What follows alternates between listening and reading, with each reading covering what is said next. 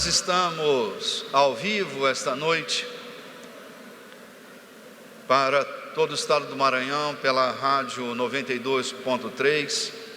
Queremos saudar a todos os que nos ouvem esta noite, agradecer pelo carinho da sua comunicação, por ter retornado para nós da sua participação aí pela transmissão ao vivo pela 92.3. Mas quero também saudar a todos os que estão também assistindo pela internet, pela rádio web e pelo nosso site, o www.igrejadacolheita.com. Estamos transmitindo este culto ao vivo para todo o planeta. Hoje, eu recebi um relatório esta semana, há cerca de 11.200 pessoas nos acompanhando constantemente pela internet. Só nos Estados Unidos temos uma congregação de 97 pessoas que estão o tempo todo nos acompanhando. Cerca de 48 países estão atentos à nossa pregação, e eu quero saudar a todos vocês que nos acompanham domingo após domingo, quarta-feira. Quero saudá-los com a graça e a paz de nosso Senhor Jesus Cristo. E a todos os embaixadores do Rei e as embaixatrizes do Rei que se encontram aqui esta noite, com graça e paz. Estão aí os embaixadores? As embaixatrizes estão por aí? Ok. Muito bem, gente, meu coração está acelerado. Quero pedir que você abra a sua Bíblia, por favor, por gentileza. Eu quero começar hoje onde parei domingo próximo passado. Quero só pedir aqui que você me ajude. Quantos de vocês não estiveram aqui domingo próximo passado? Não estavam aqui? Levanta sua mão bem alto, só para eu entender. Ok. Não estavam, não? Tudo bem. Então, eu vou começar de onde eu terminei domingo próximo passado. Sérgio, pode vir de novo com sua princesa aqui? Eu vou começar de onde nós paramos. Efésios capítulo 1, versículo 22, diz assim: Deus colocou todas as coisas debaixo da autoridade de Cristo. Deu Cristo à igreja como o único Senhor de tudo.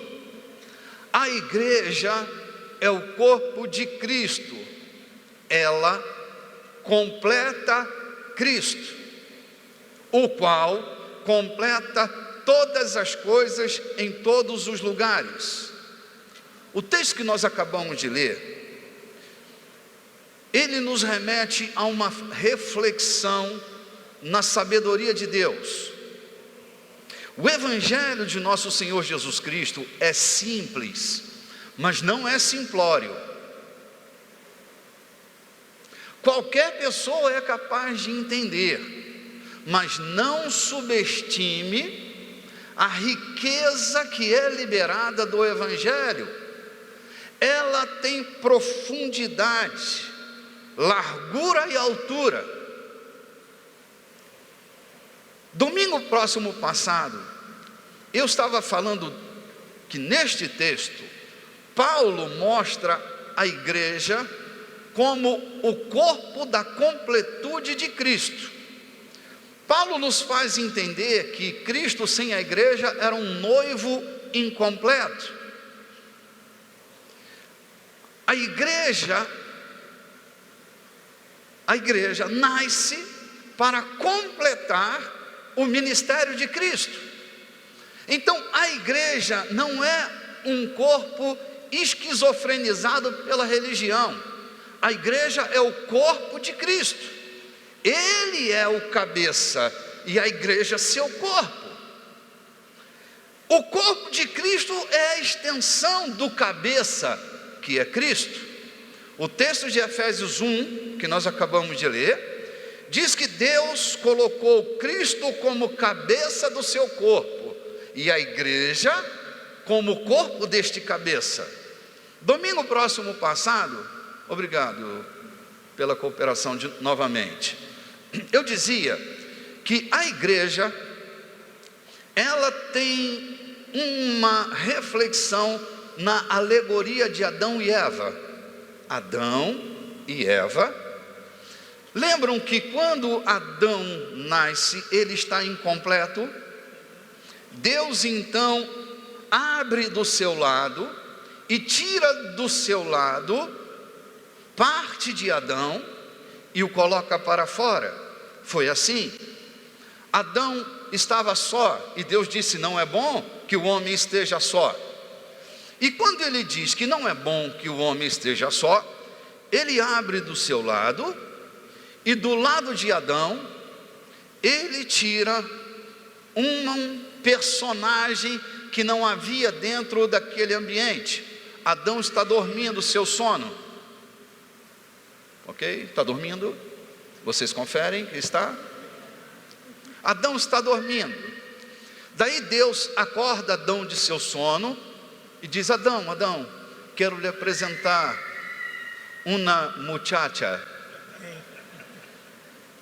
Adão, olha para cá, olha quem está aqui. Adão se surpreende, olhando para este personagem, ele diz: osso dos meus ossos, carne da minha carne. Ele diz: são os meus ossos, carne da minha carne. Ok. O que reconhece Adão neste personagem? Que a matéria-prima que Deus usa para formar Eva não é o pó da terra. Deus usa o pó da terra para formar Adão, mas usará Adão para formar sua esposa. Quando ele diz osso dos meus ossos, ossos dos meus ossos e carne da minha carne, ele está dizendo: estava dentro de mim. A matéria-prima que Deus usa para construir esta mulher é Adão, não é o pó da terra. Lembram que em Gênesis 3,15, 13,16, diz que pó da terra era o alimento da serpente? Então, guarda essa informação aí que a gente vai voltar nela daqui a pouco. Então surge a esposa de Adão. Volta para ela novamente. Todavia, este fato gigantesco é uma representação, uma alegoria, uma inspiração para aquilo que havia de vir.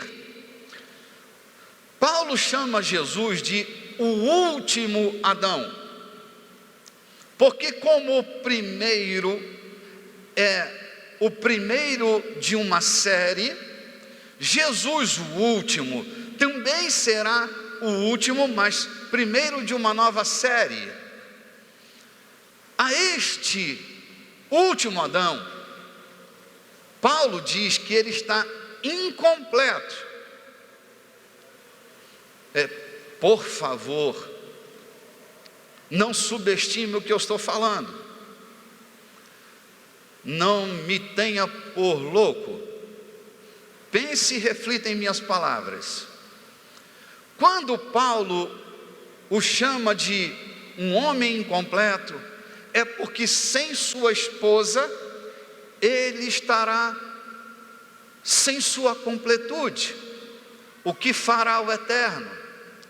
Lembram que o último Adão subiu à cruz, ainda solteiro, sem sua esposa, e lembram que o soldado vai abrir o seu lado,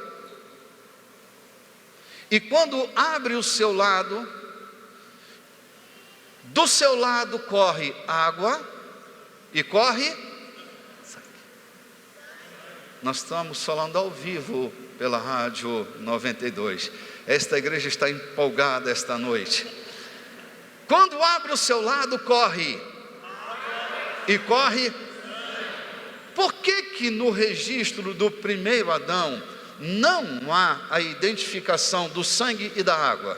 Porque a primeira esposa, a esposa do primeiro Adão, não precisou ser lavada, nem precisou ser remida, mas aquela que sai do último Adão precisará ser lavada e remida. Dele então correrá a água da lavagem, da purificação, e o sangue da remissão. Quando o seu lado é aberto, o soldado não sabe, ninguém sabe, mas deste lado fendido, Deus então vai trazer ao palco da humanidade a que nasceu para ser esposa do último Adão, a igreja de Jesus. O que isso quer dizer é que aquela que nasceu para ser esposa do último Adão não nasce do pó da terra. A matéria-prima que estabelece o fundamento da igreja é o próprio Cristo. Tudo que é de Cristo está na igreja, e tudo que está na igreja que não é de Cristo precisa passar pelo fenômeno do despojamento do corpo da carne. Porque a igreja é constituída de Cristo. Ela se tornará espúria quando nela não está a presença do Cristo. Paulo então, ao olhar para este personagem histórico, chamará de o corpo de Cristo. Lembram? Cada um de carne da minha carne, ossos dos meus ossos. Paulo vai dizer: esta é o corpo de Cristo. É desta natureza que eu e você, enquanto igreja, estamos surgindo.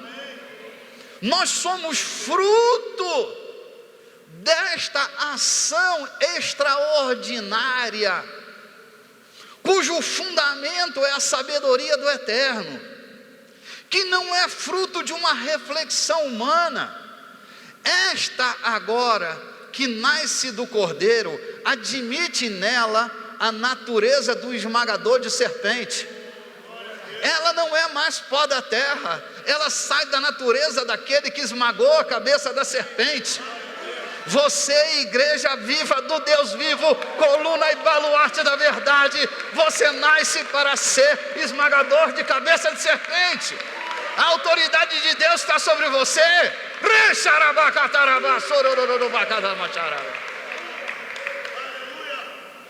Ah, meu Pai, Jesus, o cabeça, o último Adão diz: eis aí,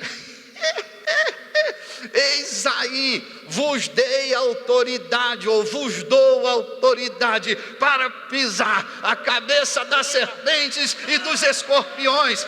Este é o poder e a autoridade que está sobre a sua vida. Cara, você não pode viver uma vidinha medíocre no Evangelho. Isso não tem compatibilidade com a grandeza e a exuberância do Evangelho. Quando você sai de Cristo, o fenômeno de ser cristão não é o assentimento intelectual com a doutrina cristã. O novo nascimento, aquilo que faz de você um cristão, é o fenômeno de você ter saído dele.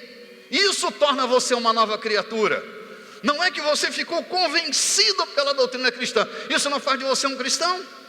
Não é reconhecer a historicidade da crucificação de Jesus. Isso também não torna você um cristão. O que torna você um cristão é você ter saído dele, é ter recebido um puxão para dentro dele, é ter se amalgamado, se fundido, se unido a ele. São Paulo diz que aquele que se une a uma prostituta torna-se um só corpo com ela, mas aquele que se une ao Senhor se torna um só espírito com Ele. Você, enquanto igreja, tornou-se um só espírito com Cristo. Uhul! Adão, Eva, muitas graças. Minha saudação aos atores desta noite. Oh Jesus! Cristo estaria incompleto, diz Paulo, se não fosse a presença da igreja. A igreja não é um corpo religioso. A ideia de Deus para a igreja é que a igreja se move pelo movimento do cabeça. Ela é o seu corpo, porque a esperança de Deus é que Cristo em nós seja então a esperança da glória. Não é que eu me mova com minhas liturgias. Deus não se impressiona com nossa cara de espiritual. Hoje de manhã eu estava me lembrando novamente, minha esposa estava internada e eu estava orando, me gastando com aquela situação que era complexa. Eu resfriado, não podia visitá-la porque ela estava com uma pneumonia grave.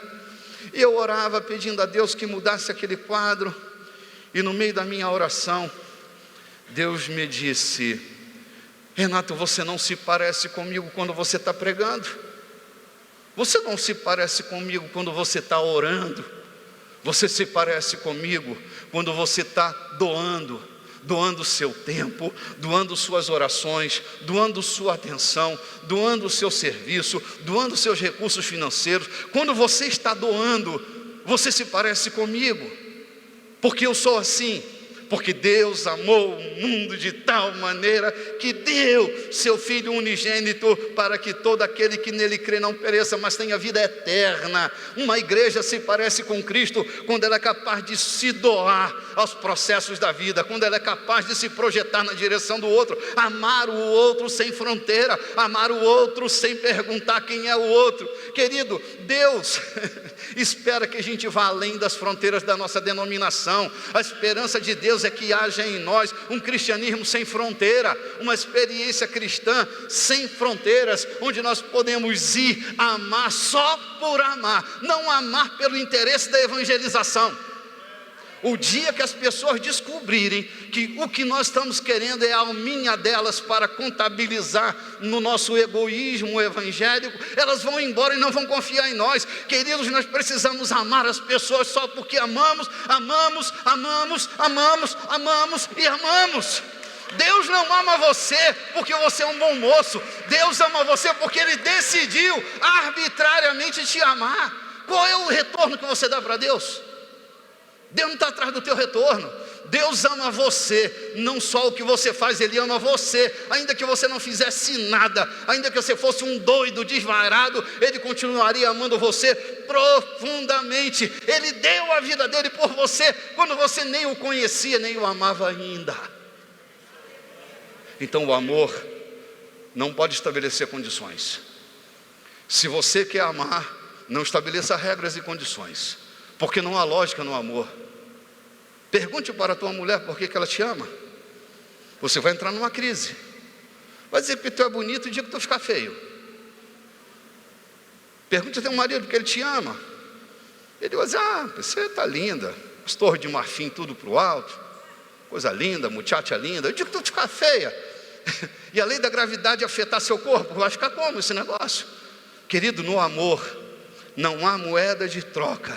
Você precisa se projetar como Deus se projetou por você. Amar é igual a servir, é sinônimo de servir. Pronto. Eu tenho uma preocupação grande essa noite.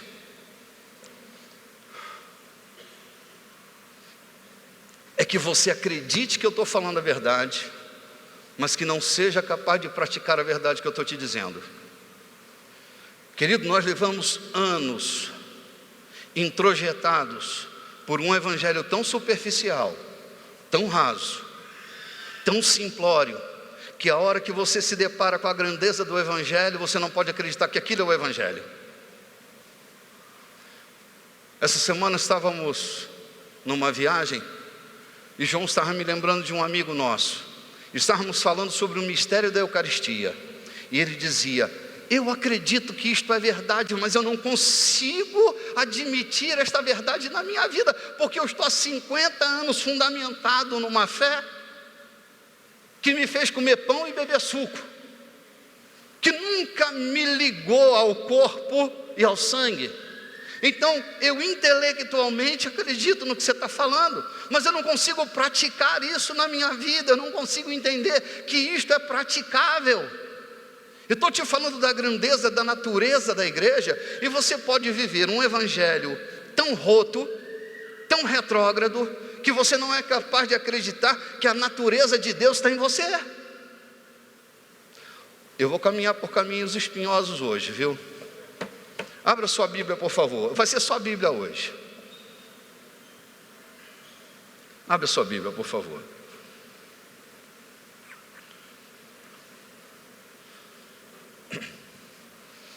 Segunda Coríntios capítulo 8, versículo 9. Por favor, gente, me acompanhe.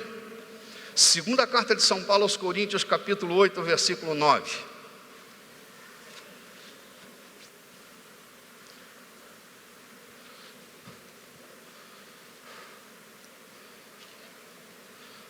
Olha o que diz esse texto. Seria tão bom se você tem uma Bíblia, você pudesse abrir, acompanhar, sublinhar, marcar isso aí com teu batom, teu lápis de olho, tua caneta, sei lá o que. Mas pelo amor de Deus, marca esse texto, grifa ele. Bispo Renato, não é pecado sublinhar a Bíblia? Não, não é pecado não, meu irmão. Não é pecado não.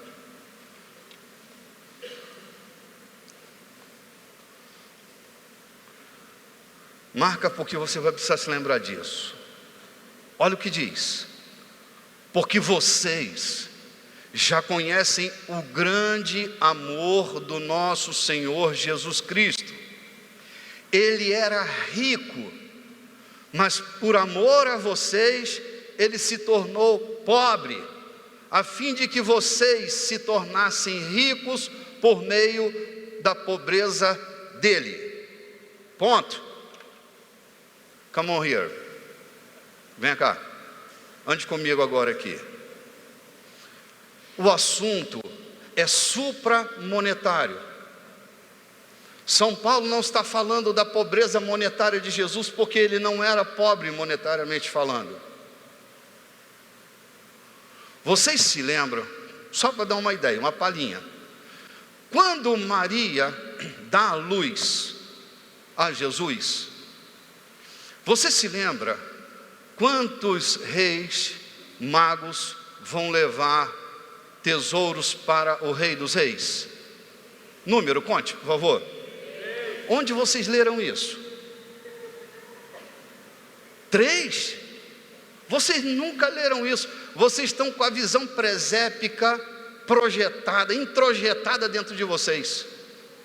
A Bíblia diz que eles trouxeram 3 elementos: ouro, incenso e mirra. Vamos desanuviar essa loucura aí, que vocês estão lendo, mas vocês leem com um presépio dentro de vocês. Entende? O presépio está aqui, tem lá um pretinho, um chinesinho e um branquinho. É bonito, tem uma vaca, não é? Jesus está lá no presépio, mas Jesus no meio daquele esterco da vaca. Bicho, isso é uma visão equivocada. Leia a Bíblia direitinho, você não vai ver nada disso lá. 3 eram os elementos. Daniel sai de Israel e vai lá para a Babilônia. Vai fundar a maior escola de astronomia que o mundo já viu. Lá na Babilônia, ele revela o segredo que haveria um dia em que o céu ia disparar um comando. Uma estrela ia apontar para o nascimento do Rei dos Reis. Daniel funda este estabelecimento de conhecimento lá na Babilônia. Os anos se passam e está todo mundo aguardando o cumprimento do céu se rasgando e a estrela anunciando a vinda do Messias. O mundo inteiro aguarda. Os magos estão esperando. Finalmente o céu se rompe com a estrela anunciadora. Aí o texto bíblico diz que levantam do Oriente os magos, os reis magos. Não era mago porque faziam mandinga, eram astrônomos. Eram aqueles que se moviam pela astronomia, pelo conhecimento de Daniel na Babilônia. Quando eles vêm trazendo, depois de séculos e séculos, eles vêm trazendo ouro, incenso e mirra para honrar o Rei dos Reis. Vocês estão pensando que eles vieram com uma cuiazinha de ouro para entregar ao Rei dos Reis, Senhor de Salomão? Vocês acham que eles vieram com a xicrinha de mirra? Vocês acham que eles vieram com a cumbuca de incenso? Eles vieram trazendo riquezas do Oriente, e não vieram 3 homens, o que veio foi uma comitiva de reis do Oriente, trazendo ouro, incenso e mirra. Vocês aqui vão trazer ouro, vocês aqui vão trazer incenso, e vocês aqui vão trazer mirra. Vocês são 3 pessoas? Compreende? O grupo de cá traz incenso, o grupo de cá traz mirra, o grupo de lá traz ouro. Jesus não recebeu uma cumbuca de ouro, ele recebeu riqueza. Quando um rei ia visitar outro rei, tu tem uma noção de que tipo de riqueza eles traziam?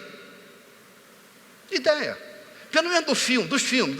Tu pode não ter conhecimento científico disso, mas tu tem uma ideia. Quando um filme lá da época, quando o rei ia visitar outro rei, trazia riquezas. Jesus não era pobre. Do que Paulo está falando então? Não, mais um pontinho aqui. Tu acha que Judas roubava o quê? Se não tivesse dinheiro, era só tentativa. Mas se ele era ladrão, ele roubava a bolsa que tinha dinheiro. Lembra que também havia mulheres ricas, viúvas ricas, que sustentavam o ministério de Jesus? Jesus não era um sem-teto, que andava arrastando a chinela pelo canto da cidade. Eu escutava um pastor, ele estava tão preocupado com uma tal de teologia da prosperidade. Eu assisti esse nobre pela TV outro dia. Ele estava tão preocupado com essa história de teologia da prosperidade, que ele disse: gente, Jesus era muito pobrezinho. Ele, tadinho, entrou num jumentinho. Você sabe quanto custava um jumentinho? 0 quilômetro, não montado por ninguém. Minha fala não tem a ver com gracejo, eu estou fazendo uma avaliação com você, de um Jesus pobrezinho. Aí ele disse, ele não tinha nenhuma casa, lugar para inclinar a cabeça. Vocês se lembram também, vocês leem a Bíblia aqui, pois não?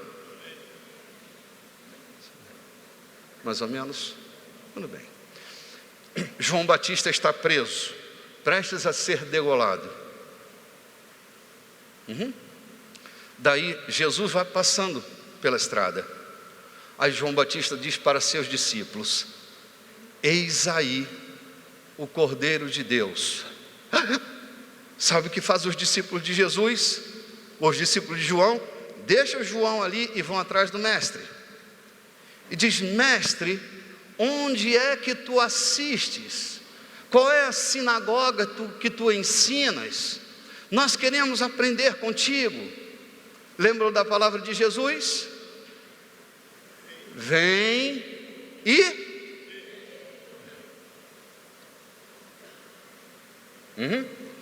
No discipulado de Jesus, os líderes não se escondiam, eles se expunham. Jesus estava ali, e sabe o que diz o texto? Levando-os para sua casa, reticências. Jesus tinha uma casa em Cafarnaum. Quando a Bíblia diz que Jesus não tinha onde reclinar sua cabeça, precisamos contextualizar isso devidamente. Como eu vou contextualizar? Como é outro capítulo, nós vamos rezar essa missa outro dia, tudo bem? Aqui, do que estamos tratando? Então, se Paulo diz que foi por causa de sua pobreza que nós nos tornamos ricos, você se lembra que no princípio era o Verbo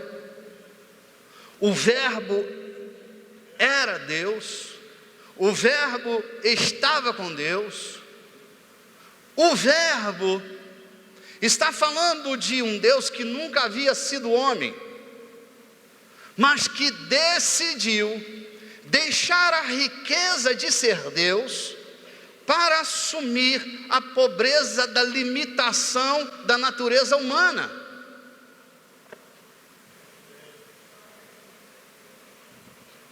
Ele era rico. Imaginemos que estamos vivendo de glórias aqui. Imagina que esta é a glória celeste do Deus que nunca havia sido homem. E aqui está a glória da natureza humana, limitada.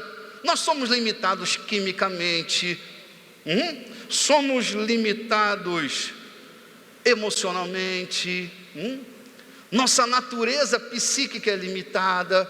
Nós somos seres limitados, natureza humana. Mas Ele, na sua natureza divina, habitava nele toda a plenitude de todas as coisas. Ele era absolutamente Deus. Sabe o que acontece? Ele faz-se pobre, assume a natureza humana, para que você tivesse acesso à natureza divina. Ele se fez homem para que você alcançasse o nível da divindade. Ele se torna homem para que, por sua pobreza, nós nos enriquecêssemos pelo acesso à riqueza da divindade. Ele repartiu da sua natureza conosco. Abra sua Bíblia, por favor. Não posso perder aqui o ritmo. Segunda carta de São Pedro, capítulo 1, versículo 14.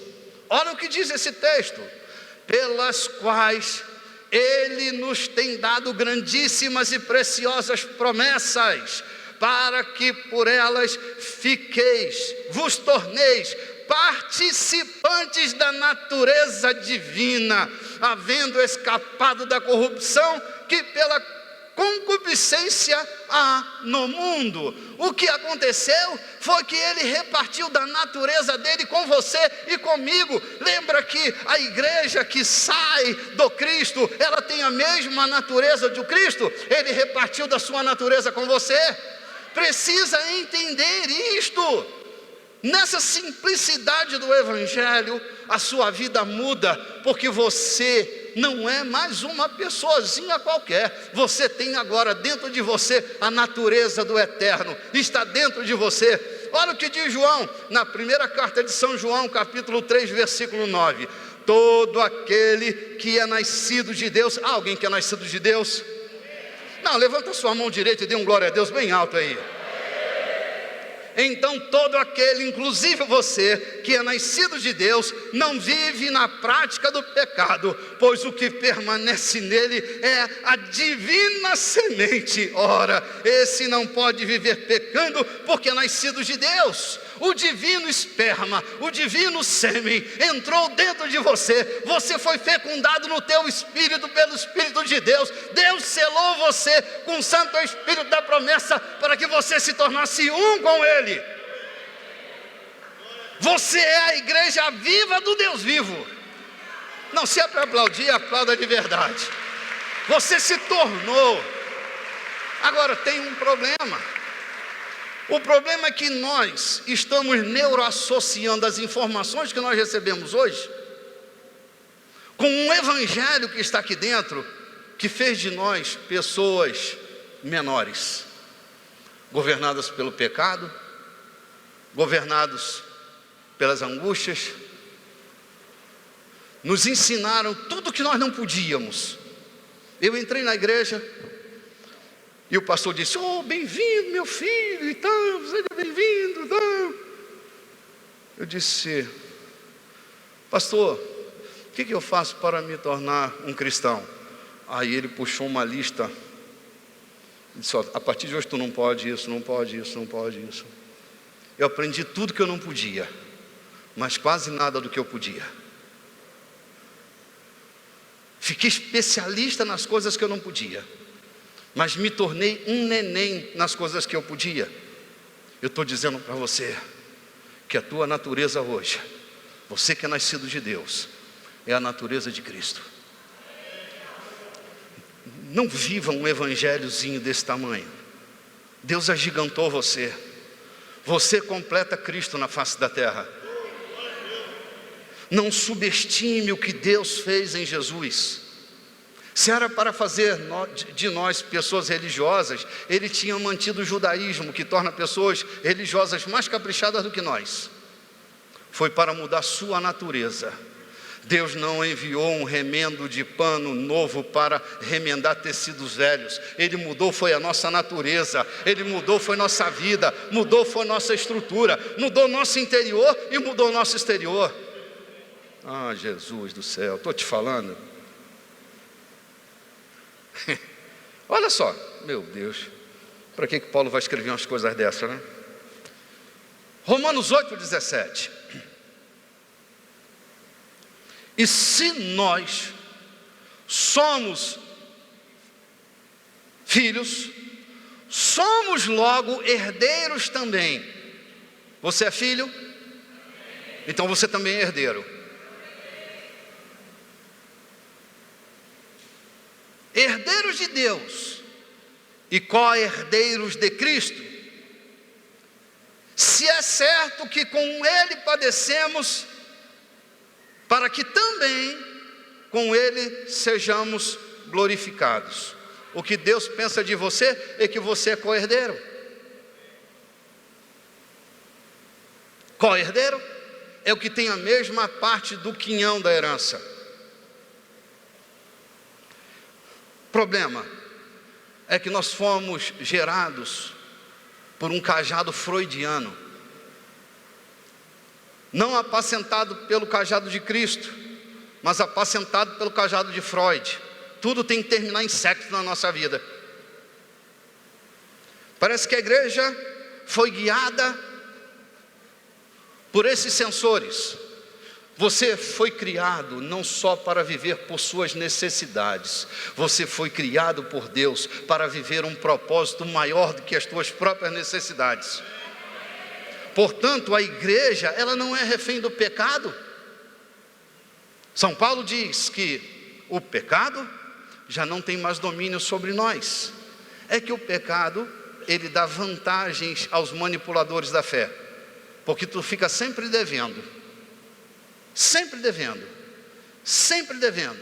Você nunca consegue crescer. Essa noite eu estou tentando apagar este conceito maldito de que você é menor do que de verdade você é. Você é corpo de Cristo. O cabeça se tornou cabeça do corpo que eu e você fazemos parte. Nós somos autoridades de Deus na face da terra. Não precisamos viver um evangelhozinho medíocre, tacano, miúdo. Nós estamos ligados ao cabeça que é Cristo. Por Ele passa as informações do nosso comportamento. Quem está em Cristo, nova criatura é. As coisas velhas já passaram, tudo se fez novo. Você, corpo de Cristo, precisa caminhar com a grandeza do Evangelho de nosso Senhor. Eu era menino. Eu já fui menino, gente. Eu não nasci como Melquisedeque já velho. Quando eu era menino, a enologia da igreja sempre gerando o comportamento da igreja, né? O que cantamos parece que é mais forte. A igreja, em algum momento, parece que é formada pelos hinos e não pela palavra. Desculpe, pode ser que você não concorde, mas não tem problema não. Isso não vai nos afetar. O que nos une é maior do que o que nos separa, não é? Espero eu, né? Tinha uma musiquinha que era cantada com muito entusiasmo, que dizia assim: tropeça aqui, cai acolá, depressa levanta e começa a cantar, tropeça ali, cai acolá, e depressa levanta e começa a dançar. Só eu ouvi isso aqui? Sabe o que isso gera no nosso comportamento? Uma acomodação, uma zona de conforto. E eu fico pensando, é assim mesmo. Eu tropeço aqui, caio acolá, eu me levanto depressa, começo a andar, tropeço aqui, caio acolá. Queridos, já tenho dito para vocês, Jesus não vem buscar um fraudário. Jesus não é pedófilo. Ele vem buscar uma noiva madura. Não, você me escutou, eu tenho certeza que você me escutou. Eu estou dizendo para você que Jesus não vem buscar um fraudário, um berçário. Ele vem buscar uma igreja madura, uma igreja para reinar em vida com Ele. O último Adão quer uma companheira idônea, uma igreja amadurecida, não uma igreja que vive de crise em crise. Uma igreja romeira. E olha que eu disse romeira, não disse rameira. Romeira é aquela igreja que segunda está no calendário da semana, né? A segunda da bem-aventurança, a terça do glória a Deus, a quarta do aleluia, a quinta do Espírito Santo, tem que ter lá, né? A quinta do Espírito Santo, meu irmão, senão não é igreja avivada. A quinta do Espírito Santo, a sexta. Meu irmão, o Espírito Santo está dentro da tua vida para manifestar a graça dele por onde quer que você esteja. Onde você estiver é altar de Deus, seja dentro da fazenda, seja no fundo do mar, onde você colocar o seu pé, haverá culto, haverá avivamento, porque o Espírito de Deus habita na tua vida. Você não precisa do aplauso e do apoio das pessoas para ser um cristão. Você o é, porque Cristo nasceu na tua vida. Ele faz parte da tua experiência. Você pode não ter um cristão para te apoiar. Vou dar um pulo para meu personagem predileto, José, o crente de uma congregação que só tinha um membro, ele era o crente e ele era o pastor, e jamais se desviou. O que ele fez? Foi assumir o Egito e submetê-lo à autoridade do sonho de Deus na sua vida. Você não precisa de muletas para andar em Cristo. Você precisa de atitude responsável. Cristo é o caminho. Ele corrigirá você, mudará a sua vida, mudará seu destino. Você pode começar como uma criança, mas vai ter que terminar os seus dias como uma pessoa madura. O Evangelho opera em nós um fenômeno que os gregos chamam de teleios. Teleios é maturidade, é completude, perfeição. É aquilo que começa mal, mas que termina bem. O Evangelho fará de nós pessoas perfeitas nele, maduras nele. Você precisa se deixar trabalhar pelo Evangelho de nosso Senhor Jesus Cristo. Não pode se submeter àqueles que querem manobrar a sua vida, manobrar o seu destino, manobrar a tua opinião, manobrar os teus negócios. Você precisa crescer em Deus, precisa criar relação firme com Ele. Por isso Ele fez de você a casa dele. Antigamente, para cultuar a Deus, tinha que ir a Jerusalém. Ainda tinha a confusão dos samaritanos lá, né? Onde é que adora? Onde é que adora? Deus acabou com esse negócio, fazendo do teu espírito o altar dele. Você pode adorá-lo, seja você onde estiver, em cima do morro, no pré-sal, onde teu pé estiver, ali está um altar de Deus, pronto para adorá-lo. Deus fez de você sua casa preferida. Deus não habita em templos feitos por mãos humanas.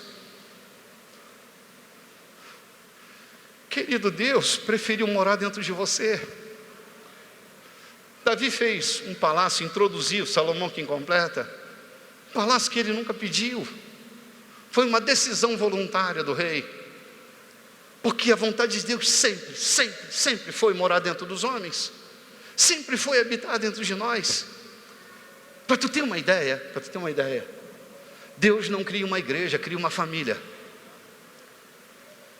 Deus não cria religiosos, cria amigos, cúmplices do seu projeto, amigos.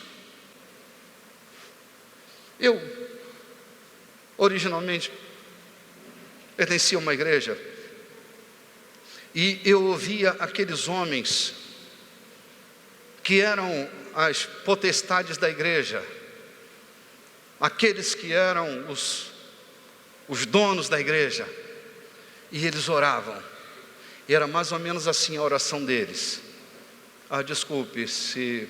Não me interprete mal, não é um deboche. Eu só estou mostrando isto para a gente criar um paralelo. Eles diziam, mudavam a voz para impressionar alguém, deve ser. Amantíssimo Deus e eterno Pai que está nos céus, adentrando em tua santíssima presença pelos portais eternos da oração do fundamento. Eu dizia, meu Deus, esse homem sabe tudo de Deus. Chamava Deus de sacrossanto. Falei, rapaz, nem sei falar essas palavras. Eu entrei na igreja depois de uma crise que o Espírito Santo me levou. Eu falei para vocês, eu tinha queimado um braço de Judas, era um cigarrão de maconha desse tamanho, dessa grossura. Falar de sacrossanto, meu idioma era outro, minha linguagem era outra. Aí chego na igreja, está lá, sacrossanto, Senhor dos exércitos, das miríades e miríades. Eu disse, cara, que ambiente que eu estou. Chega, fazia eco naquele lugar. Eu cheguei no lugar santíssimo, eu miserável, que só sabia falar né, pô, rapá, mané, o quê, tchan, pã. Digo, cara, então entrei no lugar que os caras falam sacrossanto, fui para o dicionário, sacrossanto. Meu irmão, eu comecei a ficar mais maduro no Evangelho e aprendi que eles não tinham intimidade nenhuma com Deus. A diferença de comunhão e intimidade está que a comunhão, assim, nós estamos aqui em comunhão, pois não? Você se sente em comunhão conosco? Mas intimidade não. Intimidade que eu tenho com minha mulher, o segredo que ela me conta, as dores que eu tenho, só conto para ela, para não gerar desconforto em você. Eu tenho intimidade. Intimidade a gente conta para os amigos. Intimidade eu tenho com minha mãe. Quantos de vocês têm mãe viva aqui ainda? Rapaz, outro dia eu estava no Rio pregando numas igrejas, e eu sempre me hospedo com minha mãe ou com minha filha, e eu me hospedei com minha mãe. Eu cheguei, e ela estava sentada no sofá, eu cheguei cansado, exausto, e logo tirei meu sapato, joguei para o lado, e disse, mamãe, me dê colo.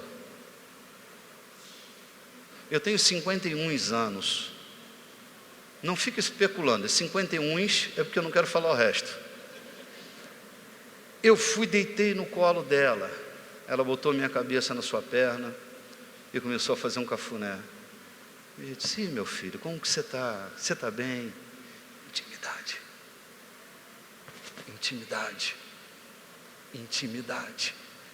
Se eu não tivesse intimidade, eu diria, sacrossanta mama,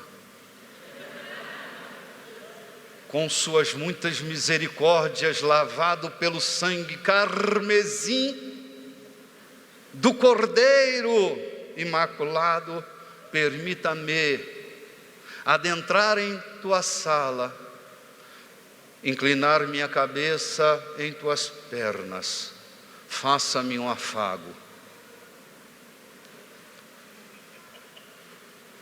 Deus conhece tu pelado, por dentro e por fora, nu por dentro e nu por fora. Não precisa entrar nas recâmaras, meu irmão, se larga. Se larga. Qual é a liturgia? A liturgia é pular no colo dele. A liturgia é se soltar, é borrar o blush aí, é melar o olho, é chorar na presença dele. Oh meu Deus, estamos chegando ao fim. Jesus, eu tenho tanto para lhe falar, mas com palavras não sei dizer. Oh Jesus, estou misturando o profano com o santo, desculpe, atrapalhei seu culto. compra todo que sai.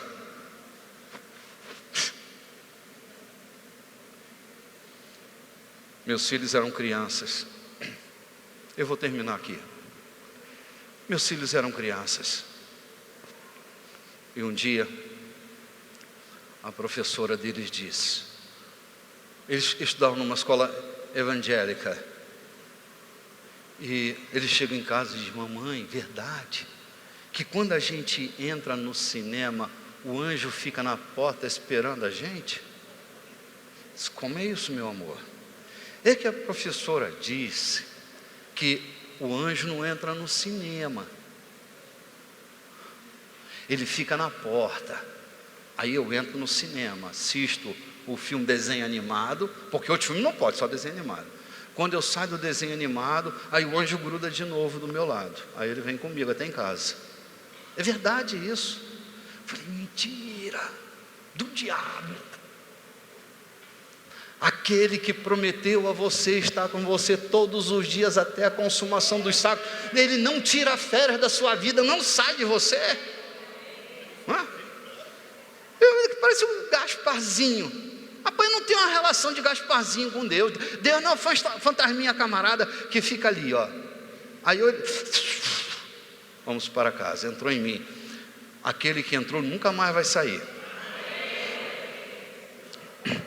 Eu tinha um discípulo muito querido. Ele era médico, cirurgião. Dr. Mauro, habilidoso cirurgião. Ele tinha um cabelo desse tamanho e parecia um leão, a barba, juba desse tamanho. E ele tinha um cacuete. Ele conversava com você: ah, sim, não sei o quê. Ah, tarará, tarará, tarará. Era engraçado ver ele chupando sorvete, mas tudo bem, é isso para lá. Um dia, Dr. BTV, era 31 de dezembro. 31 de dezembro. A igreja reunida, louvação, aquela inspiração toda de final de ano. Ele estava de plantão. Bicho, médico de plantão no dia 31 de dezembro é igual soldado de plantão no dia 31, dá comichão, ele não consegue ficar dentro do quartel, pula muro, faz o diabo, né? Tinha uma igreja da concorrente, bem na esquina. Bem na esquina. Aí ele entrou, todo de branquinho, médico, estava de plantão, todo de branco. Ele entra lá. Aí. E a cantoria, né? Porque só voz e um tecladinho. Espírito Santo, Espírito Santo, Espírito Santo, Espírito Santo. Ele está lá. Quando ele deu por si, tinha um obreiro na direita dele. E ele olhou para o lado, tinha um outro obreiro na esquerda, tudo com a mãozinha assim, ó. Vai saindo agora. Sai. Vai sair. O de trás o surpreendeu, largou a mão na cabeça dele. Sai dele, agora! E ele dizia assim: ele não vai sair. Vai sim, demônio, qual é teu nome? Sai dele. Não vai sair. Ele me prometeu que estaria comigo todos os dias até a consumação dos séculos. Quem está em mim não vai sair. Quem está em mim não vai sair. E não saiu. Vou te falar uma coisa: quem está em você não vai sair. Quem está em você não vai sair. Quem está em você não vai sair. Quem está em você não vai sair. Deus deu a você o mesmo Espírito que ressuscitou Jesus dentre os mortos. Ele entrou dentro de você. Está aqui.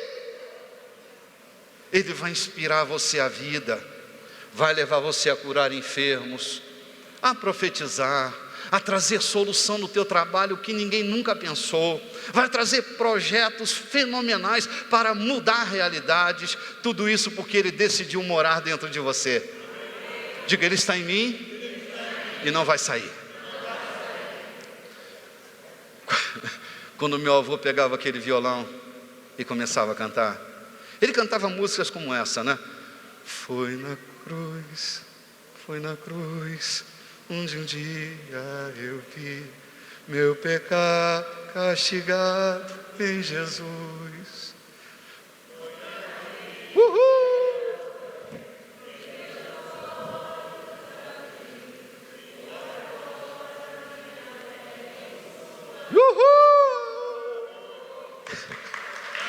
Ele cantava uma canção que gerou um fundamento dentro de mim. E naquela canção que ele cantava, ele dizia: nem o meu pecado vil é maior e mais poderoso do que o sangue de Jesus. Ele vai dar um jeito, vai tirar você da escuridão e vai trazer você para a luz de novo, porque você é da luz.